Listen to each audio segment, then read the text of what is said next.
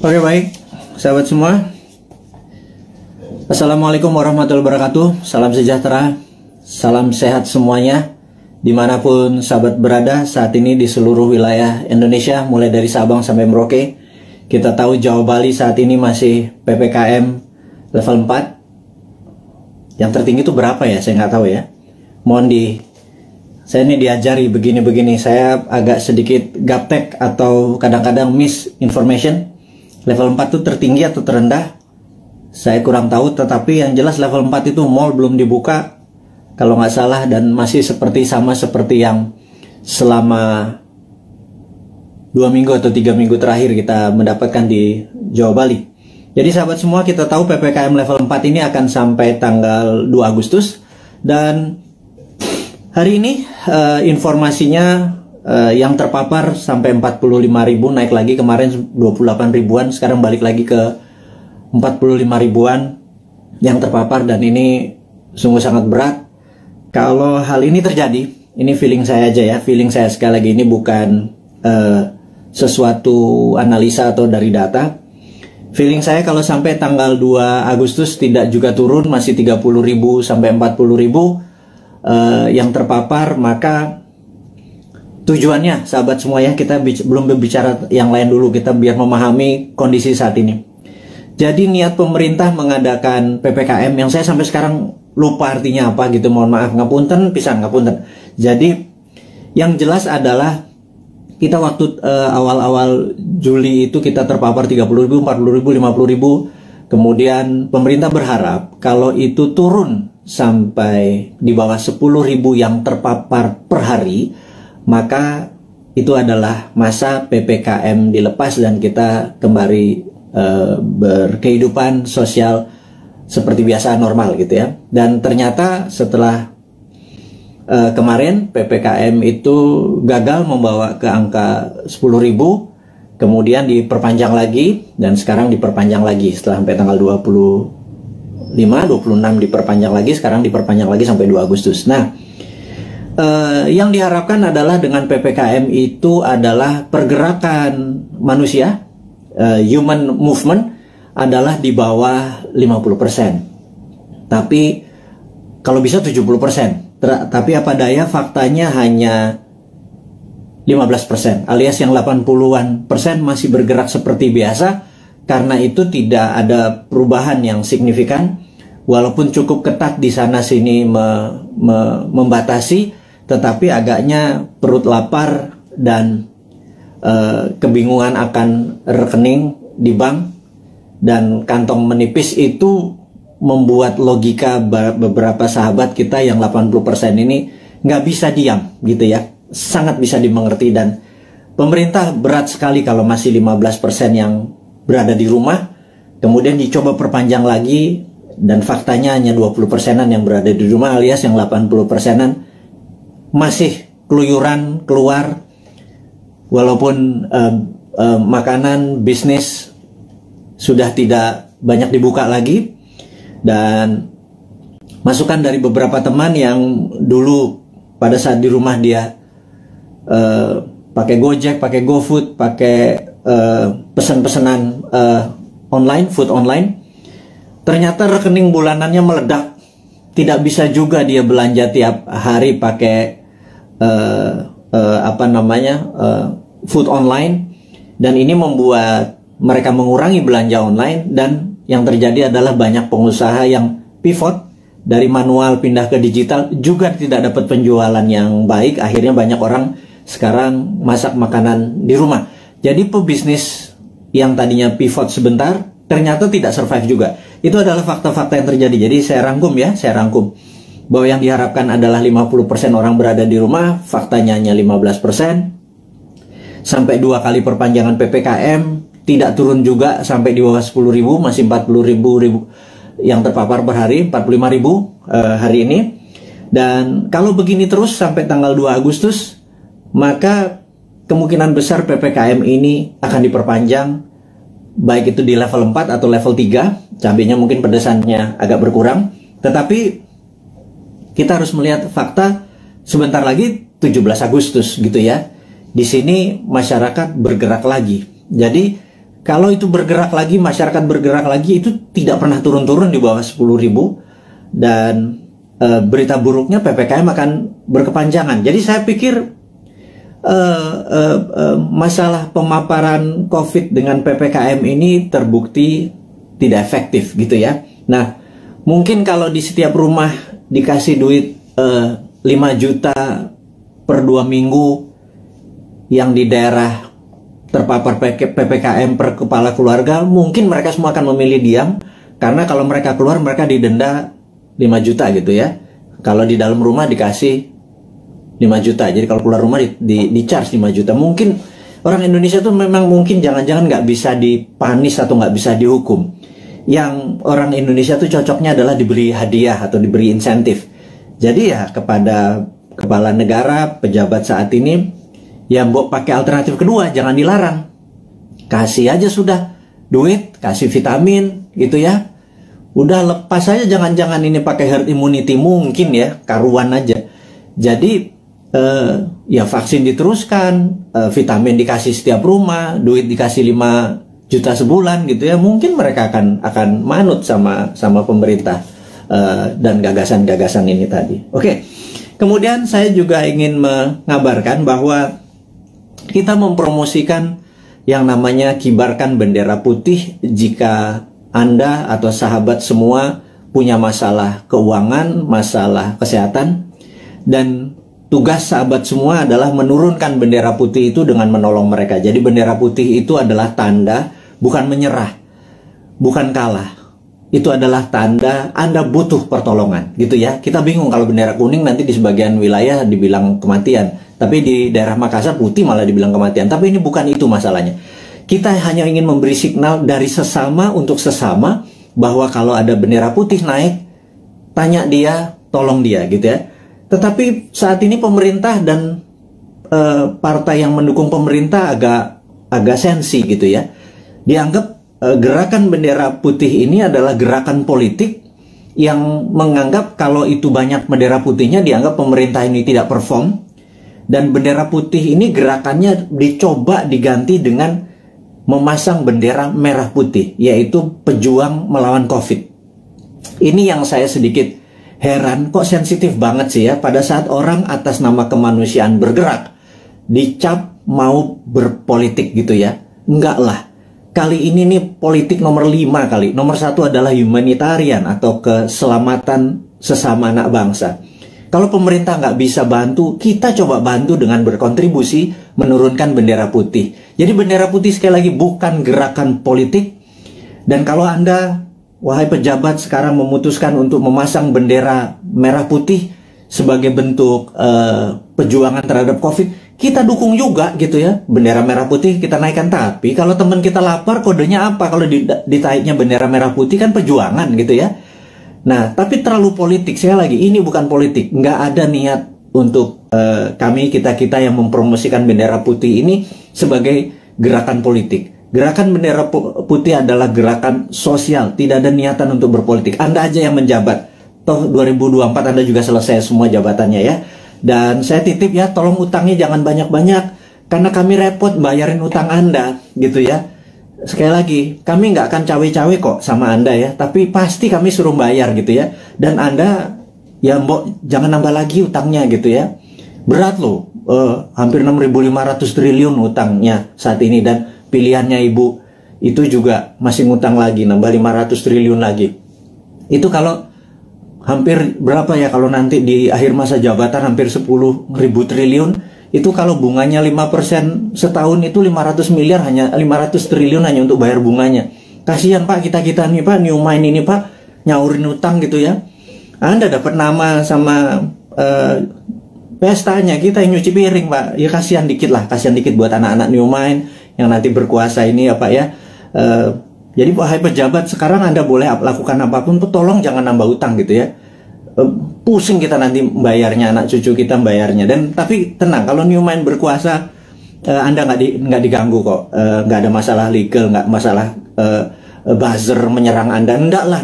Anda aja yang pakai buzzer itu untuk membunuh karakter orang-orang yang tidak setuju. Silahkan Anda aja. Kita tidak akan balas. Itu bedanya. Kita akan mikul dur, mendem jeruk. Kita mendem rasa kita kita akan kelarkan ini. Tidak ada dendam di antara kita. Bahkan Anda ngutang, monggo, tapi jangan banyak-banyak, karena kita akan nyaur. Tenang ya, saya nggak yakin Anda bisa nyaur atau membayar utang tersebut, tapi New Mind bisa. Jadi sekali lagi, pesan kepada pejabat, Anda masih punya 3 tahun. Bendera putih bukan gerakan politik, bendera merah putih Anda adalah gerakan politik. Anda mau berjuang melawan COVID, kita juga berjuang melawan COVID, kita mau membantu sama, itu adalah gerakan kita. Anda nggak dukung, nggak apa-apa. Anda mau menjalankan 3 tahun lagi, monggo, silahkan, kami nggak cawe-cawe.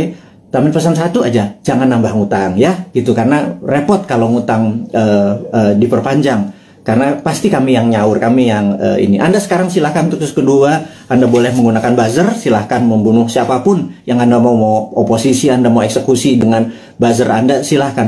Tapi nanti jangan harap, kami nggak akan gabung dengan oposisi, kami juga nggak akan gabung dengan itu. Kami anggap semuanya old mind ya, mau oposisi mau incumbent, kami anggap semuanya old mind ya. Sekali lagi kami ulangi, New Mind itu menganggap oposisi saat ini dan incumbent itu adalah old mind. Kenapa kami bilang oposisi itu adalah old mind? Karena sampai sekarang oposisi itu tidak juga memberikan solusi kepada pemerintah. Dan kedua, pemerintah saat ini bengep-bengep berjuang gelundang-gelundung sendirian, keberatan, ditolong, disaranin, gak denger, ya wis, kita cuma bisa ngasih saran, kita nggak pernah ngeritik loh, ngeritik kasih saran, atau ngasih saran sekalian, Anda nggak pakai silahkan, nanti kita pakai gitu ya. Jadi sekali lagi, New Mind itu bukan oposisi, New Mind itu bukan incumbent, New Mind adalah NKRI garis lucu, dah gitu ya.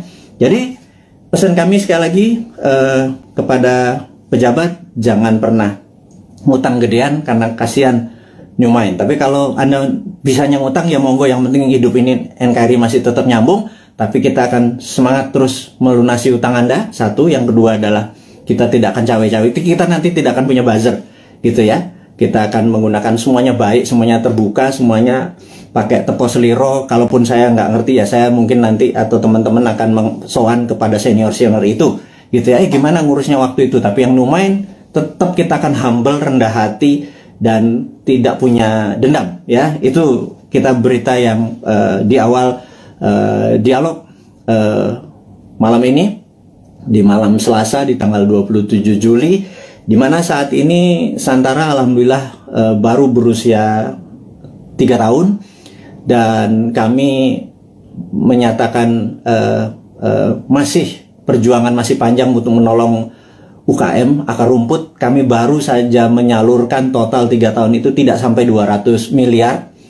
Kami membutuhkan UKM yang masih membutuhkan dana, karena sekali lagi kami melihat bahwa UKM lah bisnis yang survive di masa krisis, yang tetap eksis di masa krisis adalah UKM. Terbukti tahun 98 UKM yang survive. Tahun 2008 sewaktu subprime mortgage menimpa dunia, UKM-nya survive. Dan tahun ini, tahun COVID, tahun pandemi, itu pun UKM yang bisa survive. Dan kita tahu UKM saat ini dianaktirikan oleh old mind, karena kita tidak bisa minjam kredit kita dibatasi, hanya daerah-daerah tertentu, harus punya jaminan dan lain sebagainya. Kalau sahabat punya masalah keuangan dan perlu pendanaan, Anda mau scale up, Anda mau meningkatkan penjualan, mau menambah cabang, apapun itu, yuk UKM datang. Kami, Anda mendaftar hari ini 10.000 UKM pun Santara bisa menelan dan membantu itu semua. Kami akan gulung komeng kerja keras seperti pemerintah saat ini membantu rakyatnya. Kita membantu sisi UKM-nya saja. Kami siap, dan kami tadi rapat semua di keluarga besar Santara untuk mulai hari ini, tanggal 27 Juli 2021, 3 tahun usia Santara. Kami siap tidak tidur siang malam, membagi jam kerja untuk membantu teman-teman agar UKM-nya bisa sukses, eksis di tengah krisis dengan pendanaan. Yang kedua adalah, kita tahu teman-teman investor, teman-teman yang mempunyai portfolio keuangan, kami sangat menyarankan, Anda saat ini mungkin punya tabungan, deposito, mencari tempat investasi. Anda tidak perlu investasi besar yang beresiko, seperti misalnya di dunia properti Anda harus beli tanah dulu, seperti di usaha-usaha yang lainnya. Sementara uang atau modal Anda terbatas, katakanlah kecil, di bawah 10 juta, di bawah 20 juta gitu ya, dimana investasi yang lain besar-besar. Urun dana adalah kita bersama-sama bergandengan tangan membantu UKM. Jadi underlying uang kita adalah UKM, dunia nyata, dunia real. Jadi kalau Anda punya 10 juta, 2 juta, 1 juta, berapapun itu, kalau di deposito nggak ada artinya, ditaruh di ATM atau habis gitu ya, ditaruh di bini apalagi gitu. Nah, cobalah portfolio Anda, keuangan Anda mulai dibagi-bagi. Jadi misalnya letakkan sedikit di UKM Santara. Anda bisa pilih, sebentar lagi listing-listing di Santara itu akan bertaburan. Pilih, Anda pilih sendiri. Di dalam investasi, Santara hanya penghulu. Santara tidak membuat menyarankan ini yang baik, ini yang buruk. Anda sebagai investor lah yang berhak memilih pasangan Anda. Kalau Anda adalah cowok investor, maka UKM adalah ceweknya gitu ya. Cari yang cantik, yang pinter, yang terus belajar gitu ya, untuk jadi pasangan investasi Anda. Jadi saya sangat sarankan kalau Anda berminat menjadi investor di Santara, hubungi nanti di IG-nya Santara, ada nomor investor. Kalau Anda mau invest, Anda nggak usah pikir, wah saya nggak punya duit 100 juta, kita nggak butuh. Sahabat, kita yang butuh adalah uang-uang yang nganggur, yang receh, ketimbang ditaruh di tabungan Anda di celengan babi itu, namanya juga celeng gitu ya. Anda pindahkan aja 1.500.000 uang Anda itu, pindahkan ke UKM. Jadi ada dua hal: satu, Anda bisa dapat dividennya; dua, Anda menolong ekonomi saudara kita sendiri, para UKM. Jadi itulah filosofi Santara dan niat Santara untuk membantu. Dan Santara saat ini kami ingin melaporkan juga bahwa dalam 2-3 tahun ke depan, dan mulai dari ulang tahun yang ketiga ini, kita akan membuat Santara Internasional. Jadi Santara Viet di Vietnam, Santara Thai di Thailand, dan Santara Filipina. Itu 3 negara akan kita buat duluan. Jadi kita ingin Santara ini go internasional. Itu kita udah siapkan, kita udah ada mitranya. Jadi bukan hanya Gojek bisa di Vietnam, Santara pun bisa. Karena Santara punya keunikan, ini adalah equity crowdfunding pertama di Indonesia dan terbesar. Dan kita bercita-cita ingin menjadi yang terbesar di ASEAN atau di regional. Dan ini hanya membuktikan bahwa Indonesia bukan jago kandang. Indonesia di bawah New Mind itu ekspor kita.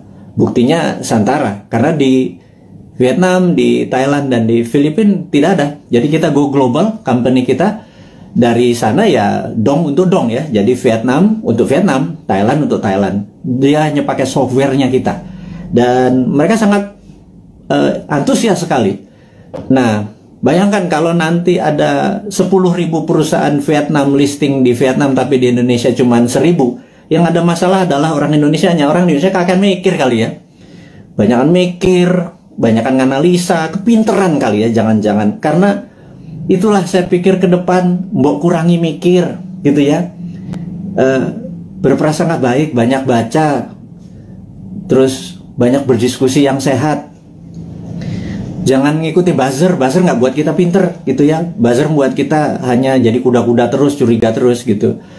Jadi sahabat semua, kita lanjut lagi. Santara Go Internasional ini dikawal oleh seorang profesional yang khusus untuk melaksanakan di bidang internasional ini. Dan kami serius sekali untuk membuat Santara menjadi perusahaan regional gitu ya. Kemudian ada lagi yang menarik. Santara adalah satu-satunya yang maaf agak meler ini.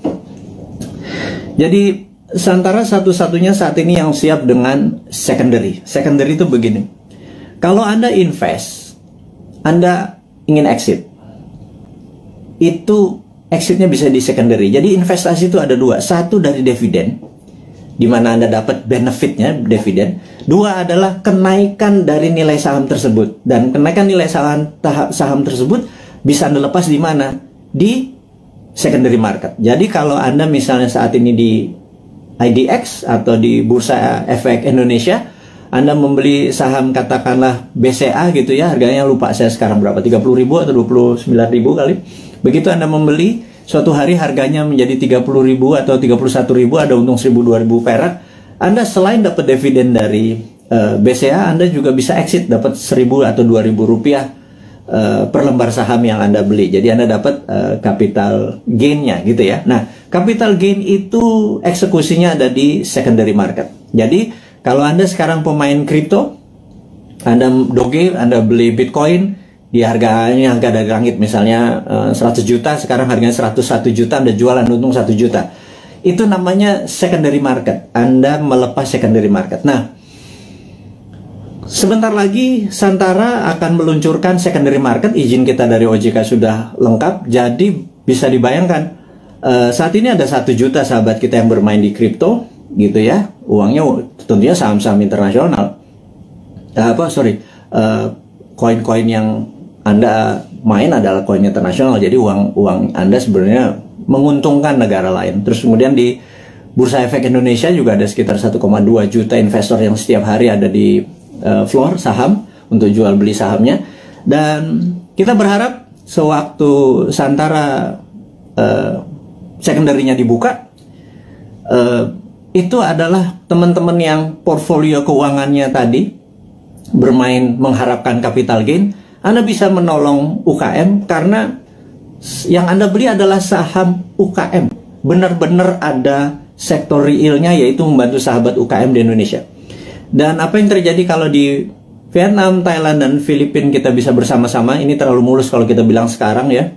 Anggap 3-4 tahun lagi lah sampai 2026, 2027. Itu kita akan menjadi the biggest bursa UKM di dunia.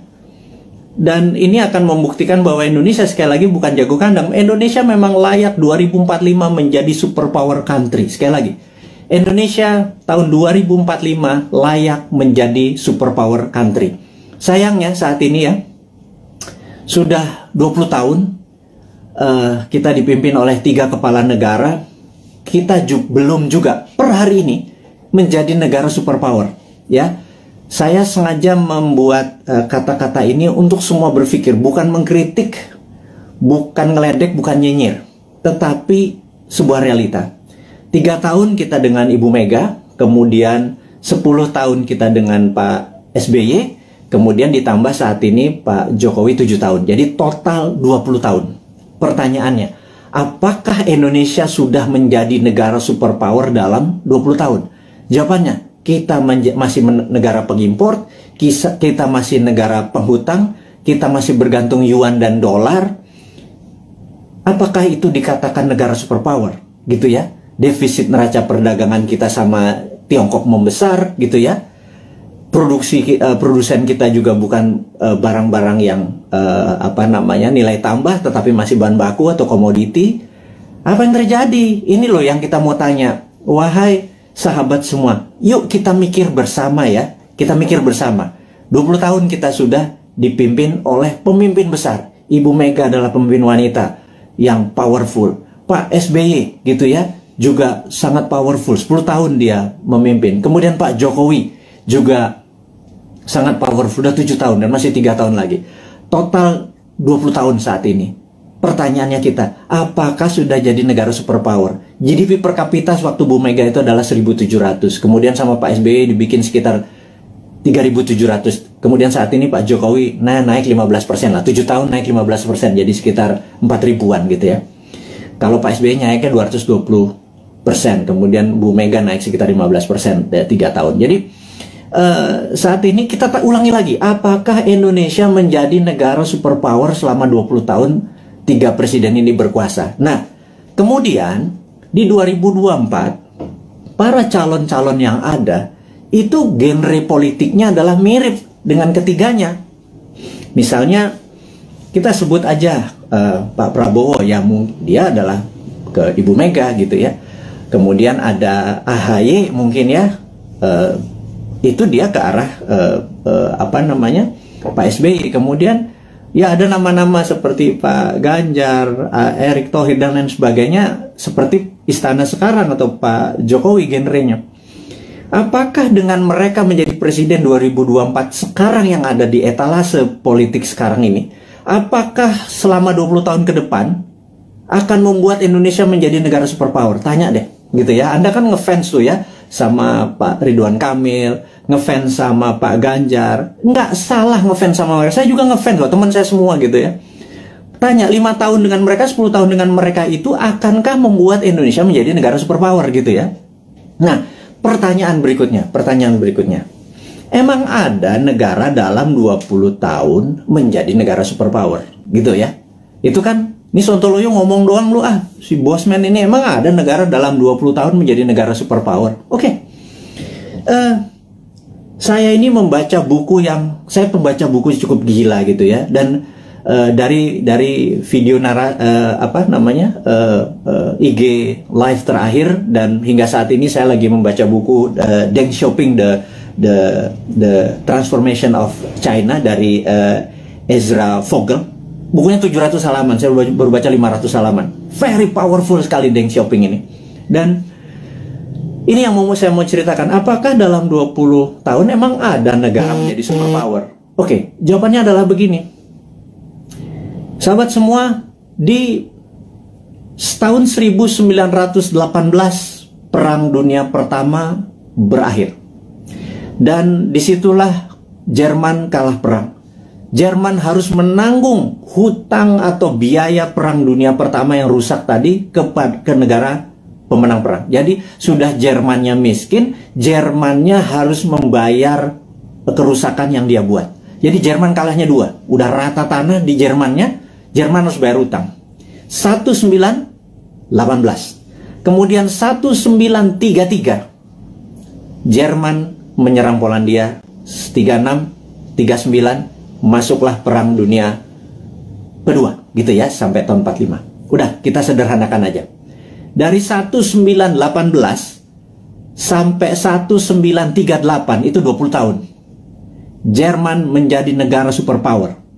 Betul nggak? Dia bisa mengalahkan Eropa kok dalam 20 tahun dari negara miskin, dari nol.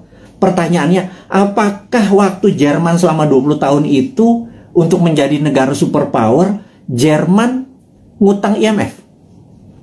Jerman minjem yuan? Jerman pakai teknologinya Tiongkok? Mikir nggak tuh? Ada nggak sih yang mikir? Apakah Jerman dagang? Jual 10 modal 5. Untung 5 ditabung untuk membangun Jerman yang modern, membuat alat perang yang kencangnya bukan main, membuat kekuatan militer dan bangunan terbesar di Jerman hanya dalam 20 tahun. Saya ulangi lagi, pakai IMF, pakai ngutang, pakai yuan, enggak kan? Oke, mulai nemen ini Bosman ini kalimatnya, nyindir tapi ya biar logik lah. Pengagum-pengagum pejabat sekarang tuh biar mikir gitu lah. Bukan saya ngenyek gitu ya, saya cuma ngingetin. Karena nggak ada yang tahu tuh, nggak ada yang ngomong juga gitu ya. Apa karena terlalu sibuk saat ini banyak cuan yang mereka harus bagi-bagi sehingga lupa belajar gitu ya. Ya wes, Bosman aja yang baca, Bosman yang belajar, saya kasih ke teman-teman semua gitu ya. Berikutnya adalah Jepang. 1945 Jepang rata tanah. Jepang rata tanah. Hiroshima Nagasaki itu rata tanah. Pusat perdagangan dia udah nggak produksi lagi. Kemudian 1964, 19 tahun, ada yang namanya Olimpiade Tokyo. Seperti sekarang ini, ada Olimpiade Tokyo. Anda harus nonton. Waduh, itu atletnya model semua itu. Ada Alika Smith, ada Robin dari Kanada, ada yang Jerman. Udahlah, Anda nonton dah.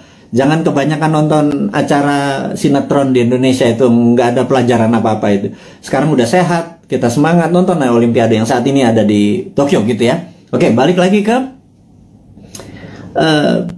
selama 19 tahun, kemudian Jepang membangun di tahun 1964 Jepang mengadakan Olimpiade Tokyo, dan itu adalah Olimpiade modern pertama di dunia. atlet-atlet yang datang ke sana terkagum-kagum, kok bisa Jepang menjadi negara yang sangat maju gitu ya di dalam tahun 64 itu. Dan kemudian tahun 80-an alias 20 tahun setelah itu, kita bicara tahun 80-an, ada Sony, ada Toyota itu menguasai dunia seperti China sekarang. Jadi ternyata bisa tuh menjadi negara superpower dalam 20 tahun gitu ya. Nah, kemudian tahun 79 Tiongkok jangan tanya, Tiongkok rata tanah. Mao Zedong itu merusak semuanya, membakar orang-orang pinter, buku dibakar. Sampai orang yang Mao Zedong tidak sukai berkuasa atau mendapat kesempatan memimpin yang namanya Deng Xiaoping. Deng Xiaoping ini dalam pidatonya sering mengucapkan kata-kata demokrasi. Sangat menarik. Demokrasi ini bukan berarti hanya pemilihan langsung, tapi demokrasi ini adalah semua orang yang berprestasi itu boleh mendapat jabatan yang tertinggi. Jadi orang berprestasi bukan karena dia membantu pemenangan terus dijadikan komisaris, bukan ya, bukan seperti itu ya. Jadi benar-benar berdasarkan merit atau prestasi, namanya meritokrasi. Nah, demokrasi ini adalah membebaskan semua orang yang berprestasi untuk menduduki jabatan penting. Nah, Deng Xiaoping memepet Ronald Reagan di tahun 80-an dan Amerika banyak membantu Deng Xiaoping yang mengatakan dia akan mengikuti apa yang negara demokrasi mau. Ini yang saya bilang dia main tiga kaki. Kemudian dia harus memilih. Dia berpihak ke Rusia, Soviet, atau ke Amerika. Dia main dua kaki. Ke Soviet sesama komunis, ke Amerika pura-pura ikut demokrasi. Di tahun 1989, Deng Xiaoping menghadapi sebuah dilema yang besar di mana demokrasinya meminta banyak korban, dan disitulah ada dua pilihan: soft power ikut demokrasi atau hard power China mulai berdiri sendiri. Akhirnya Deng memilih pilihan kedua. Disikat 10.000 mahasiswa di Tiananmen Square, dan disitulah muncul Tiananmen Papers. Jadi efeknya adalah seluruh investor keluar dari Tiongkok pada saat itu. China alone, China sendirian.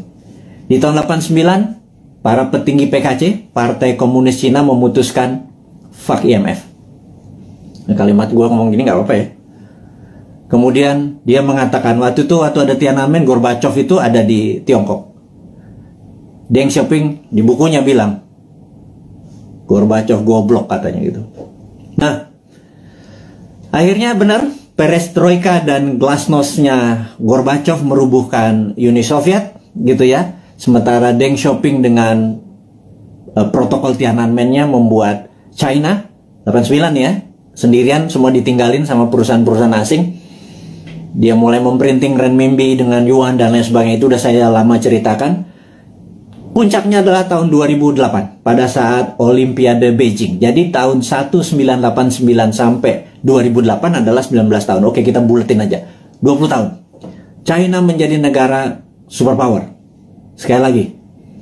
Sejak saat itu sampai sekarang 20 tahun kemudian 2013, China punya policy mulai ofensif, mulai menyerang, mulai keluar untuk membuktikan kedikjayaannya dia.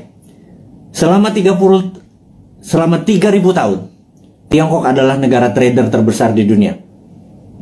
200 tahun terakhir, Eropa masuk ke Shanghai, ke Beijing, dikasih narkoba, opium, membuat goblok orang-orang Tiongkok, dan membuat Deng Xiaoping bilang, kita harus merebut balik.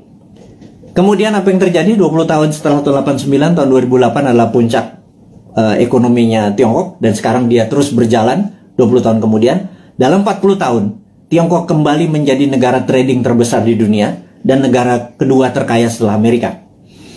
Sekali lagi, sahabat semua, ini membuktikan bahwa dalam 20 tahun harusnya Indonesia bisa menjadi negara superpower. Setidaknya road to become superpower country. Nah, 3 tahun Bu Mega, 10 tahun Pak SBY, dan 7 tahun Pak Jokowi, dia sudah do the right thing. Sekali lagi, sudah do the right thing. Ke depan, 20 tahun ke depan, sampai 2045, Indonesia untuk menjadi negara superpower, apakah genre old mind Anda masih mau pakai? Kalau Anda pakai ya silakan, karena ini kan demokrasi, gitu ya. Tetapi kalau Anda mau memakai new mind, ini persis seperti apa yang Tiongkok lakukan, seperti Jerman lakukan, seperti Jepang lakukan. New mind punya konsepnya. Monggo, yang menjadi presiden yang Anda sekarang ada di etalase, monggo. Tetapi kalau mau pakai konsepnya new mind, kita sudah lengkap. Inilah sahabat semua,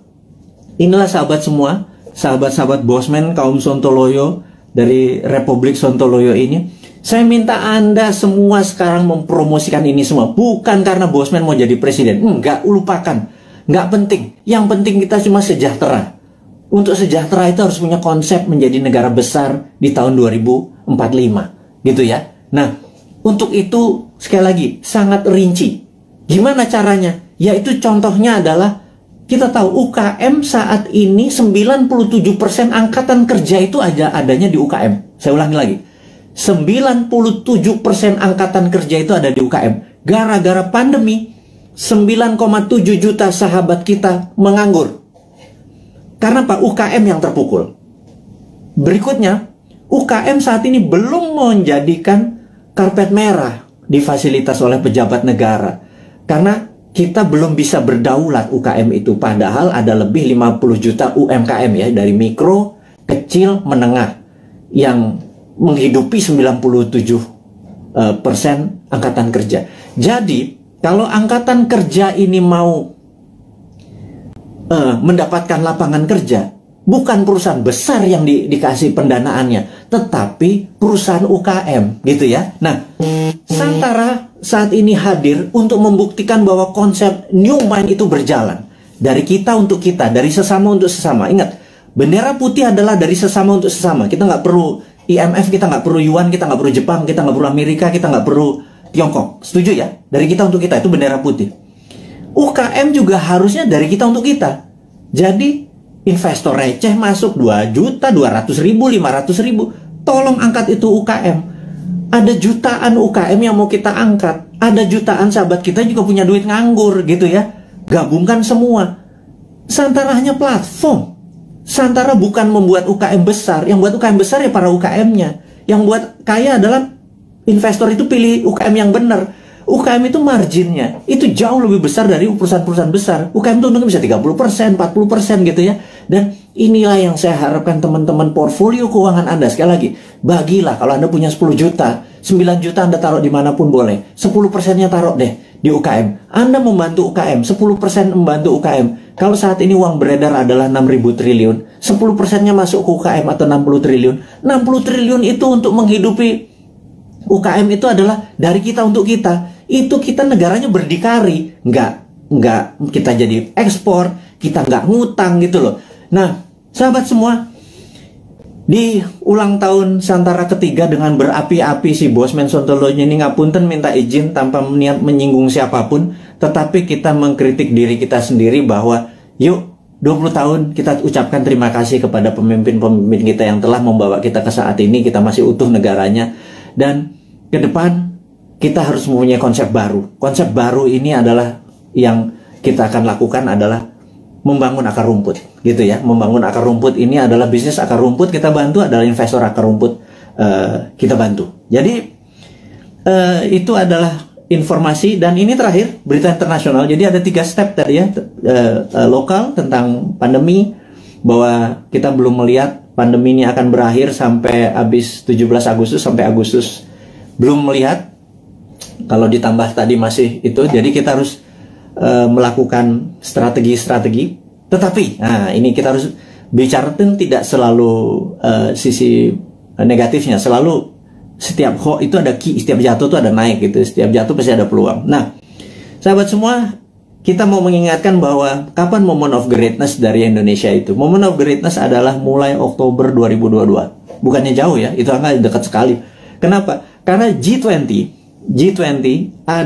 akan diselenggarakan bulan Oktober di 2022. G20 ini adalah government 20 negara akan hadir, di mana saat itu ini adalah moment of greatness dari bangsa Indonesia untuk membuktikan bahwa kita negara yang layak untuk dijadikan tuan rumah. Dan pada saat itu kita harus menyiapkan, sahabat semua, menyiapkan sesuatu untuk momen sebesar ini itu tidak semalam atau 2 malam. Itu menyiapkannya dari sekarang ini. Jadi peluangnya besar sekali. Dan kita mau minta deal dengan dengan Pak BUMN, Pak Erik, dengan Pak Sandiaga Uno untuk acara G20 itu 80%-nya adalah UKM yang memberikan kontribusi bantuannya gitu ya. Nanti kita akan deal bersama-sama nih. Kemudian ada berita internasional sekarang. Kita mau duluan. Nomor 1 adalah kita menginformasikan bahwa kemungkinan besar Biden akan resign. Nah ini Bosman ini kalau ngasih informasi ini rada-rada langitan sedikit. Bukan apa-apa.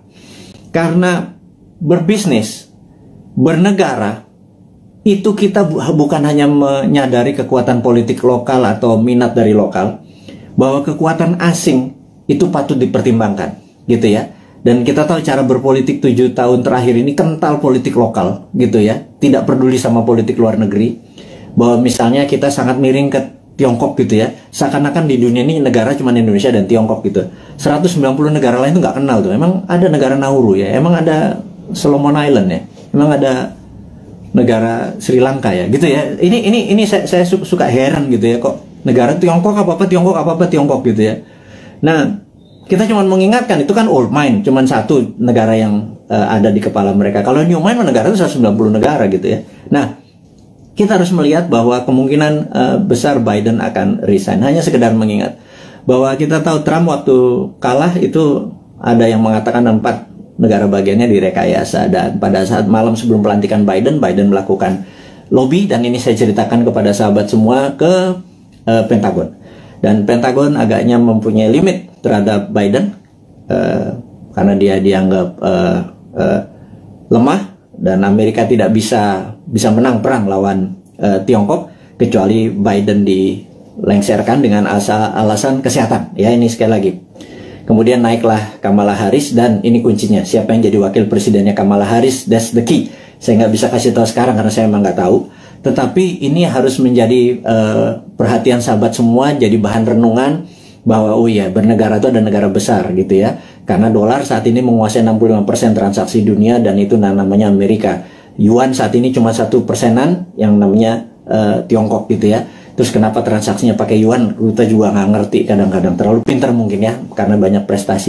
Jadi kita yang nggak nyampe ilmunya. Oke, kemudian kita mau mengingatkan adalah begitu Biden nanti resign atas nama kesehatan, maka di sini Tiongkok yang mulai ketar-ketir.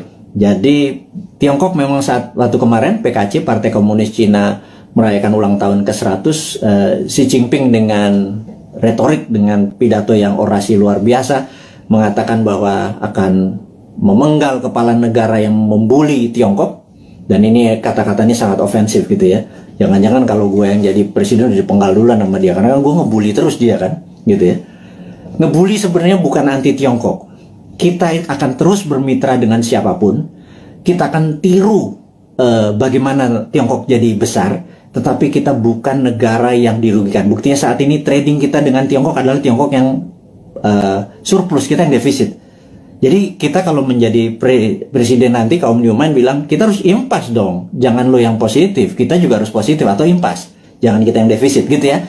Tapi itu perlu strong lobbyist gitu ya, bukan yang mimpin lobbynya adalah diplomatik NKRI garis lurus, bukan trader gitu. Kalau trader ya negara untung rugi nggak peduli, yang penting kantong gue tebel gitu kan. Nah itu ya itulah, siapa yang masih memuja-muja orang-orang itu, Anda harus ingatkan suatu hari Anda tidak menjabat gitu ya. Nah tapi ingat, kita bukan tipe balas dendam, gitu aja bedanya Newman. Kemudian kalau kedua, Xi Jinping mengatakan bahwa dia akan melakukan aneksasi Taiwan, Hong Kong dan Macau. Kemudian dia juga menyiapkan 100 silo dengan hulu ledak nuklir. Silo adalah tempat peluncuran roket berkepala nuklir. Ini menunjukkan Cina benar-benar ready untuk war. Nah pertanyaannya, apakah akan terjadi war physical? Di sini kita mau mengingatkan bahwa sewaktu kita melihat dari sisi Amerika, apakah Amerika akan melakukan naval war? Karena perang China sama Amerika battlefieldnya atau tempat perangnya adalah Laut Cina Selatan. Karena perangnya laut, maka perangnya naval. Naval itu adalah perang kapal. Jadi kapal Amerika mungkin mepet sampai China, Tiongkok sisi barat, sisi timur. Kemudian sebelum mepet tersebut, roket-roketnya Tiongkok langsung mukulin kapal di navinya kapalnya Amerika. Tapi kayaknya nggak mungkin, karena itu tidak berefek kepada mainlandnya Amerika. Dan perang di laut itu mahal, gitu ya. Perang di laut itu mahal. Jadi sahabat semua, apa yang dilakukan kalau perang ini terjadi? Perangnya ada dua, yang kita sebut ini perang baru. Perang baru, saya baru baca bukunya soalnya. Saya ini kaget-kaget dengan istilah baru. Saya nggak yakin para pejabat sekarang sempat baca. Jadi ya udah kita ajarin aja mereka dengan ini, namanya invisible war atau perang yang tidak terlihat. Perang tidak terlihat ini ada dua. Nomor satu, kita tahu bahwa Amerika punya angkatan ke-6 yang namanya Space Army, ya. Angkatan ke-6 Space Army Amerika ini yang perangnya nanti perang bintang atau Space War, karena dia punya orbit tertinggi. Jadi orbit posisi satelit, posisi orbit satelit Amerika itu di orbit tertinggi, karena posisi dia di atas dari 1000 satelit Cina. Kita tahu di dunia ini ada sekitar 20.000 satelit. 60% adalah milik Amerika. Cina cuma 1000. Itu ditembakin semua satelitnya dari pakai laser magnetic beam yang Amerika saat ini punya. Itu pasti China shutdown itu, gitu ya. Kemudian kita mau mengingatkan lagi, invisible war kedua adalah pandemi, gitu ya. Jadi dihajar dengan pandemi di sisi bawah, di atas, di yang tidak kelihatan juga di sisi battle space, perang udara. Nah, teman-teman, apapun yang terjadi perang antara gajah, dua gajah itu jangan pelanduk mati di tengahnya, jangan Indonesia mati di tengahnya. Karena itu kita selalu menantang old mind ini. Punya plan B nggak? Gitu ya. Sekali lagi, punya plan B nggak kalau benar-benar ini terjadi? Karena kapanpun bisa terjadi. Anggap tidak terjadi, tapi kan plan B tetap harus punya, gitu ya. Gitu. Misalnya kita tanya lagi, kalau vaksin yang 150 juta sudah divaksinin semua warga Indonesia, tetapi tetap aja COVID tetap merajalela, punya plan B nggak? Gitu ya. Nah, kalau nggak punya plan B, ini bernegara model apa sih kalian itu, gitu ya? Nggak ngerti geopolitik luar negeri, nggak ngerti pandemi, bahwa itu adalah war tool, strateginya adalah gagap, gitu ya. Kita sekali lagi, ini bukan mengkritik, ini mengingatkan bahwa kesadaran bernegara dari kaum New Mind itu tinggi. Kita ini patriotis semua nih, kaum New Mind ini. Kita nggak pernah menyalahkan tanpa solusi, gitu. Kita ngeritik barusan aja, nyinyir sedikit, tetap ngasih solusi, gitu ya.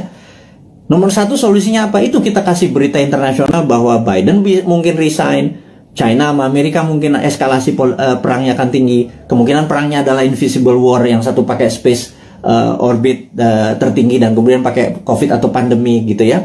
Kemudian perang ini dengan COVID ini akan panjang, gitu. Pertanyaan berikutnya adalah, setelah pandemi ini masih ada perang nggak? Karena saat ini masuk perang dunia ketiga sesungguhnya. Perang dunia ketiga itu ada common enemy, ada musuh bersama. Kalau dulu Jerman di perang dunia pertama, cuma ada Jerman dan Jepang di perang dunia kedua. Common enemy kita atau musuh bersama kita saat ini adalah pandemi. Seluruh dunia kena pandemi. Jadi kita ini harusnya udah masuk kategori war. Dan invisible war tentunya. Musuh kita tak terlihat. Ini kita harus gandengan tangan sesama apa namanya, human atau homo sapien ini, sesama makhluk yang namanya manusia ini, gitu ya. Jangan lagi bilang membeda-bedakan agama, ras, suku, dan lain sebagainya negara. Jadi untuk perang lawan pandemi ini kita benar-benar satu saudara semuanya. Nah, yang harus diingatkan lagi adalah setelah pandemi ini kemungkinan besar, dan kita udah ngomong tahun lalu, kemungkinan besar ada yang namanya climate war atau perang cuaca. HAARP atau HARP saat ini sudah mulai saling tembak. Dan dulu selama 10 tahun biasanya di Alaska antara Rusia sama Amerika. Nah, HARP ini, Amerika pernah nembakin HARP ini membuat kelangkaan gandum, sehingga gandum di Timur Tengah kurang karena tidak bisa disuplai oleh Rusia. Rusia dikerjain, waktu itu kering kepanjangan. Kelaparannya di Timur Tengah membuat peristiwa Mesir terjadi, gitu ya. Ini semua ada relasinya dan sudah berhasil merubah. Jadi climate war ini akan membuat kelangkaan pangan. Nah, itu dunia ya, bukan Indonesia saja. Indonesia ini punya kelebihan, yaitu punya 2 musim. Musim hujan, lupa gua. Musim durian juga masuk harusnya ya. Musim kawin segala macam, lupa gua. Jadi bukan musim hujan dengan musim kemarau saja. Indonesia ini 90% wilayah yang mengandung air, H2O maksudnya. Kemudian alamnya ada vulkanik, tektonik, dengan setiap saat Allah memberikan, alam memberikan pupuknya. Kemudian kita juga memiliki laut yang menghasilkan ikan. Kita ini komplit sehingga Indonesia bisa menjadi, seharusnya kalau di bawah New Mind nanti, Indonesia menjadi the biggest food country. Kita akan banyak membangun food estate. Itu adalah solusi. Dimana pada saat selesai pandemic war, perang ini, kita akan menghadapi perang cuaca atau climate war, dan kita harusnya menjadi rule the world dengan cara itu. Jadi 2045 Indonesia benar-benar menjadi negara superpower gitu ya. Itu kita kasih bocoran-bocoran seperti ini terus untuk mengingatkan bahwa udahlah 20 tahun ke depan bisa Indonesia menjadi superpower, tetapi tidak bisa dengan cara old mind, dengan cara new mind. Ini loh konsepnya new mind. Kita berikan papersnya, kita berikan konsepnya, kita berikan orang-orangnya juga. Kalau Anda nggak, ini kita sepaket kok. Kita sering diskusi, kita banyak, ada sekitar 50-an sahabat-sahabat Bosman, berapa profesor segala macam. Terus saya bukan sendirian. Mana mungkin sih saya bisa buat video setiap hari segitu banyak, dan ilmunya adalah ilmu terupdate.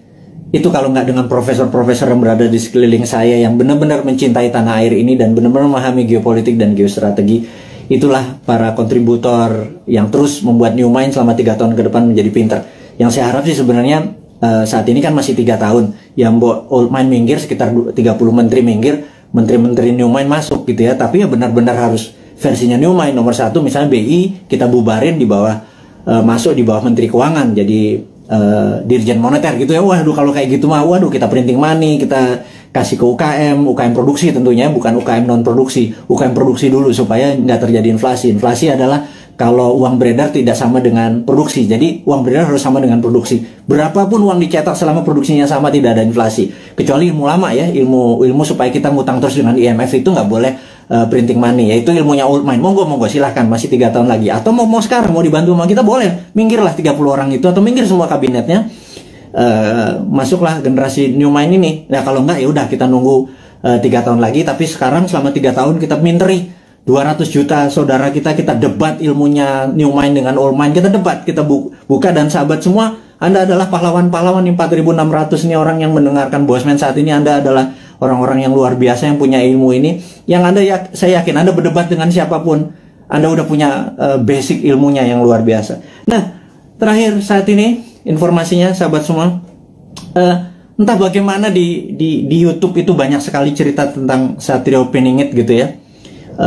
Ini saya mau meluruskan lagi. Satrio Piningit adalah dulu Jayabaya menyatakan pada saat ada goro-goro, dan corona ini dianggap goro-goro yang meruntuh lantakan dunia, ini akan muncul Satrio Piningit atau Satrio yang dipingit gitu ya, dipingit, diumpetin gitu ya. Dan ada yang mengatakan Bosman ini video-videonya dia keluar tapi orangnya nggak keluar. Ini jangan-jangan Satrio Piningit. Saya bilang ini kurang ajar ini. Saya bilang jangan pernah menyebut Satrio Piningit itu Bosman. Nggak ada urusan, sekali lagi. Saya nggak pengen disamakan karena niat saya bukan begitu gitu ya. Terus ada yang bilang bahwa Pak Soekarno itu Jawa Timur atau Majapahitan, Pak Harto Jawa Tengah atau Mataraman gitu ya. Kemudian Pak SBY adalah Jawa Timuran, Majapahitan, Pak Jokowi Jawa Tengah, Mataram. Sekarang sudah masanya balik lagi ke Jawa Timur, Majapahitan, Bosman, arek Jawa Timur, terus cocok Majapahitan. Saya bilang lo gila, lo analisa kayak gitu jangan ya. Tolong hal-hal seperti begini jangan diucapkan karena itu nggak penting gitu ya. Memang itu folklore atau cerita rakyat. Oktober 2022, yuk kita bareng-bareng membantu UKM. Kemudian kita tahu bahwa pandemi ini masih lama karena memang didesain atau pandemik atau pandemi yang diplan, yang direncanakan, ada yang ditarget. Kita terus menjaga kesehatan, dan kepada tenaga medis, tenaga kesehatan, kami semua di belakang Anda, jangan pernah menyerah. Terima kasih Anda sudah memberikan hati Anda, tenaga Anda.